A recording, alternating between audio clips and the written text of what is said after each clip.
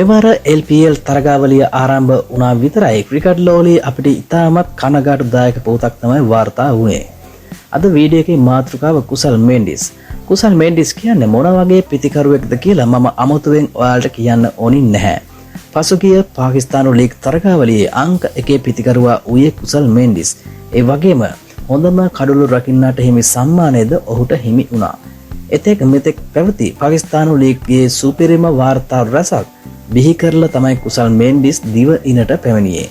PSL තරගාවලියෙන් ගත් රිද්මය එලෙසම පවත්වා ගනිමින් කුසල් මෙන්ඩිස් මෙවර ලංකා ප්‍රීමියර් ලීග් තරගාවලියේ කොලම්බෝ කැප්ස් කණ්ඩායම මෙහෙවමින් පළමු තරගයේදීම ගෝල් කණ්ඩායමට එරෙහිව සුපිරි පිතිකරණයක් දියත් කරා. පන්දු 53කින් වේගවත් ලකුණු 79ක් රැස් කරමින් තමයි ඔහුගේ පිතිකරණය දියත් කළේ. ඉතින් කණ්ඩායමේ සියලුම බර එම තරගයේ තමන්ගේ කර මතට ගනිමින් නායකත්වයේ කියන එක වචනයකට සීමා නොවීමට වග බලා ගනිමින් ඔහු සුපිරි පිතිකරණයක් දියත් කිරීමට සමත් වුණා.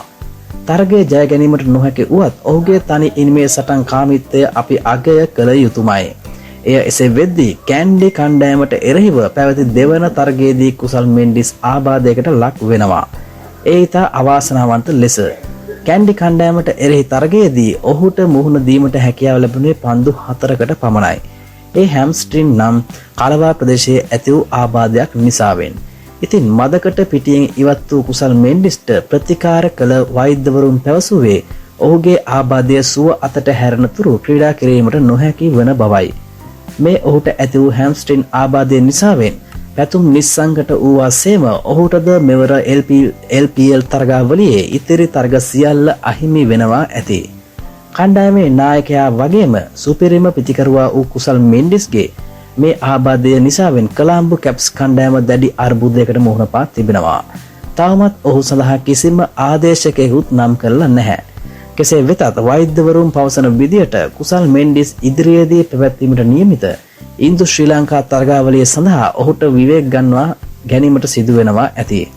ඉතින් අපි ඔහුටත් පැතුම් නිස්සංකටත් ඉක්මන් සුව ප්‍රාර්ථනා කරමු.